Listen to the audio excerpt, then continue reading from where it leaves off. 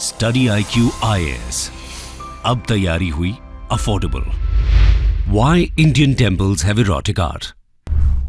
Welcome to study IQ। मेरा नाम है आदेश सिंह। दोस्तों, हमारे देश भारत में उत्तर से लेकर दक्षिण और पूरब से लेकर पश्चिम तक अनेकों मंदिर हैं जो अपनी भव्यता और आध्यात्मिक मान्यताओं के लिए पॉपुलर हैं। इन मंदिरों में प्रवेश करते ही एक अद्भुत अलौकिक आनंद की प्राप्ति लोगों को होती है। ये मंदिर न सिर्फ पूजा अर्चना का एक स्थान है, बल्कि देश की एक अनमोल विरासत भी है।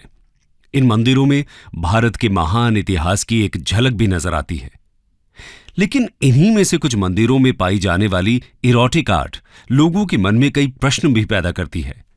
आज हम यही समझने का प्रयास करेंगे कि मंदिर जैसे आध्यात्म के केंद्रों पर आखिर इरोटिक आर्ट का रहस्य क्या है। शुरुआत करते हैं ऐसे मंदिरों के कुछ उदाहरण से जो इस तरह की आर्ट और स्कल्पचर्स के लिए जाने जाते हैं। Temples famous for their erotic carvings. जब भी हम बात करते हैं मंदिरों में इरोटिक स्कल्पचर्स की, तो सबसे पहले दिमाग में खजुराहो के मंदिर ही आते हैं। खजुराहो टेम्पल कॉम्प्लेक्स, जो आज एक यूनेस्को वर्ल्ड हेरिटेज साइट है, पूरे विश्व में अपने एक्सप्लिसिट इरोटिक स्कल्पचर्स के लिए प्रसिद्ध है। खजुराहो में मौजूद मंदिरों का कंस्ट्रक्शन 900 AD से 1130 AD के बीच चंदेला रूलर्स द्वारा कराया गया था। लेकिन खजुराहो टेम्पल कॉम्प्लेक्स के अलावा भी कई ऐसे मंदिर देश में मौजूद हैं जहां इस तरह की इरोटिक आर्ट देखने को मिलती है। इसमें एक है महाराष्ट्र का मार्कंडेश्वर टेम्पल। इस टेम्पल के एग्जिस्टेंस के पीछे की कहानी भी थोड़ी अजीब है। लेजेंड के अनुसार यह मंदिर एक रात अचानक से प्रकट हो गया था और इसीलिए माना जाता है कि इसे दानव या डीमंस ने बनाया था।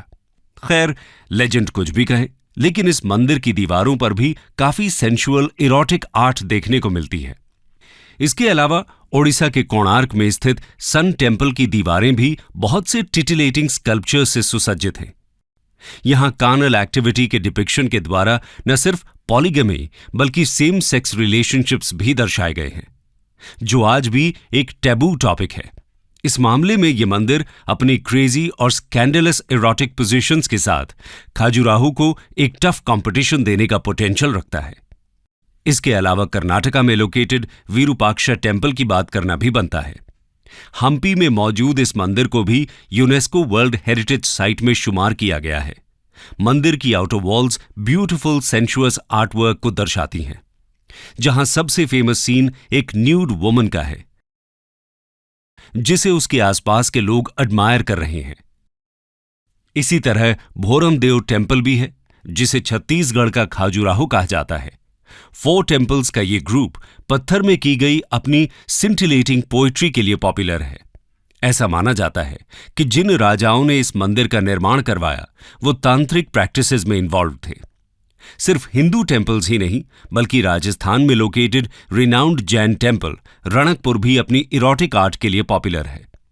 यहां टेम्पल वॉल्स के पैनल्स पर आप एक्सपेरिमेंटल लव मेकिंग सीन्स और अदर सेक्सुअल प्रैक्टिसेस देख सकते हैं। यानी कि हम कह सकते हैं कि देश के हर हिस्से में ऐसे मंदिर मौजूद हैं जहां इरोटिक आर्ट को प्रोमिनेंटली दर्शाया गया है। अब सबसे बड़ा सवाल तो यही है कि आखिर ऐसा करने के पीछे क्या कारण हो सकते हैं। तो आइए समझने का प्रयास करते हैं। Reasons behind erotic art on temples. दोस्तों, मंदिरों में मिलने वाली इरोटिक आर्ट के पीछे कई अलग अलग तर्क दिए जाते हैं। एक ग्रुप कहता है कि प्राचीन समय में राजा महाराजा ऑब्सीन लग्जरी में जीवन जीते थे और इस तरह की आर्ट का इस्तेमाल वो अपने एक्साइटमेंट के लिए करते थे।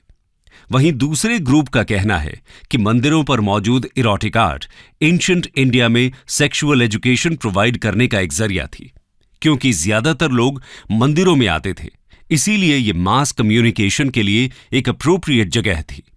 इसके अलावा हम सभी जानते हैं कि हिंदू रिलीजन 4 पिलर्स पर बेस्ड माना जाता है: धर्म, अर्थ, काम और मोक्ष। एंशिएंट हिंदू रिलीजन उस समय अपनी पीक पर था और चारों पिलर्स के बीच प्रॉपर बैलेंस हुआ करता था। लाइफ के हर स्फीयर में इन सभी पिलर्स को इक्वल इंपॉर्टेंस दी जाती थी। उन दिनों टेम्पल्स को ऐसा स्थान माना जाता था जहां इन सभी पिलर्स को सिंबॉलिकली इक्वल इंपॉर्टेंस दी जाए। यहां अलग अलग देवी देवताओं की मूर्तियां होती थीं जो धर्म का प्रतीक थीं, वहीं बहुत सा सोना, हीरे और जेवरात जिंदगी में अर्थ के महत्व को दर्शाते थे।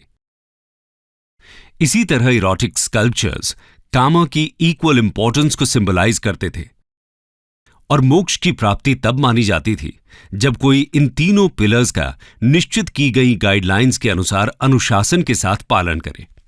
इसीलिए काम और उसकी सेक्रेडनेस की इंपॉर्टेंस को दिखाने के लिए मंदिर की दीवारों पर इरोटिक स्कल्पचर्स को बनाया गया, जिससे आम जनता के मन में काम को लेकर कोई भी कंफ्यूजन न रहे। वहीं इस बात पर भी ध्यान देना चाहिए कि एंशिएंट इंडियन लिटरेचर सेक्स को एक ऐसे आर्ट फॉर्म के रूप में डिस्क्राइब करती है जहां डिवाइन एक्सटेसी के एक्सप्लोजन को एक्सपीरियंस किया जा सकता है। ये यूनिवर्स में कॉस्मिक एक्सप्लोजन की तरह है। इस तरह के एक्सप्लोजन्स में एटम्स एक साथ आते हैं, हीट रिलीज होती है जो एक्सप्लोजन को जन्म देती है और फिर एनर्जी का रिलीज होता है। इस तरह के एक्सप्लोजन्स में एनर्जी की कोई एक्सटर्नल सप्लाई नहीं होती, ये एनर्जी अंदर से ही आती है। ठीक इसी तरह सेक्सुअल एक्ट के दौरान भी एनर्जी पर्सन के अंदर ही क्रिएट होती है और रिलीज भी होती है। कहने का मतलब यह है कि ये स्कल्पचर्स फिजिकल यूनियन नहीं बल्कि कॉस्मिक ट्रूथ को दर्शाने के लिए बनाए गए थे। यहां गौर करने वाली बात यह भी है कि ये सभी स्कल्पचर्स मंदिर की बाहरी दीवारों पर हैं, अंदर नहीं। इसमें भी एक मैसेज है और ये कि किसी को नहीं पता कि एटम्स ने एनर्जी एक्वायर कैसे की। वो हमेशा से ही मौजूद थी और उसे ही हम गॉड कह सकते हैं। कॉस्मिक एक्सप्लोजन को स्कल्पचर्स के थ्रू मंदिर के बाहर समझाया गया है और फिर मंदिर में प्रवेश करने पर आप उस एनर्जी के साथ एक हो जाते हैं जो कि मंदिर के गर्भगृह यानी सैंक्टम सैंक्टोरम में आपको मिलती है। इसके अलावा एक पॉपुलर थियोरी के अनुसार मंदिर के प्योर ग्राउंड्स में एंटर करने से पहले एक पर्सन को सभी कार्नल डिजायर्स और लस्ट से मुक्त हो जाना चाहिए। उसे अपने सभी डिजायर्स के बारे में पता होना चाहिए और उन पर कंट्रोल करना भी आना चाहिए। यही रीजन है कि मंदिर की आउटर वॉल्स पर इस तरह के स्कल्पचर्स बनाए गए। ये प्रतीक हैं कि प्रेमिसेस में एंटर करने से पहले लोगों को सभी सेक्सुअल थॉट्स और डिजायर्स को बाहर छोड़ देना चाहिए। इसी के साथ एक बिलीफ ये भी है कि टेम्पल्स में सेक्सुअल एक्टिविटीज का डिपिक्शन एक गुड ओमन समझा जाता है, क्योंकि ये न्यू बिगिनिंग्स और न्यू लाइफ को रिप्रेजेंट करता है। कंक्लूजन दोस्तों, इस तरह मंदिरों में मिलने वाली इरोटिक आर्ट के पीछे अलग अलग थियोरी सुनने को मिलती हैं। उस समय इन्हें बनाने के पीछे क्या कारण रहा होगा, इसे हम दावे के साथ तो प्रूव नहीं कर सकते। हां, इतना कह सकते हैं कि हो सकता है इन सभी थियोरीज में कुछ न कुछ सच्चाई हो। साथ ही कारण चाहे जो भी हो, ये अवश्य कहा जा सकता है कि ये इरोटिक कार्विंग्स उस समय के लोगों के ओपन माइंडेड अप्रोच की गवाह हैं। हम कह सकते हैं कि इस टॉपिक पर देश उस समय आज से भी ज्यादा लिबरल रहा होगा। इन कार्विंग्स के नीचे इन्हें बनाने वाले आर्टिस्ट्स के सिग्नेचर्स भी मिलते हैं, जो साफ दिखाते हैं कि इन्हें किसी भी तरह से वल्गर नहीं समझा जाता था, बल्कि ये आर्टिस्टिक एक्सीलेंसी का उत्कृष्ट उदाहरण है। इन स्कल्पचर्स के द्वारा एवोल्यूशन के कॉन्सेप्ट्स, ह्यूमंस और गॉड के बीच की रिलेशनशिप, ह्यूमन फॉलीज और वीकनेसेस के साथ साथ वर्च्यूज और वाइसेस के वेरियस शेड्स को एक्सप्लेन किया गया है। अगर आप भी इसी पर्सपेक्टिव से इन स्कल्पचर्स को ऑब्जर्व करेंगे तो इनकी रियल ब्यूटी को जरूर नोटिस कर पाएंगे। स्टडी IQ IAS, अब तैयारी हुई अफोर्डेबल।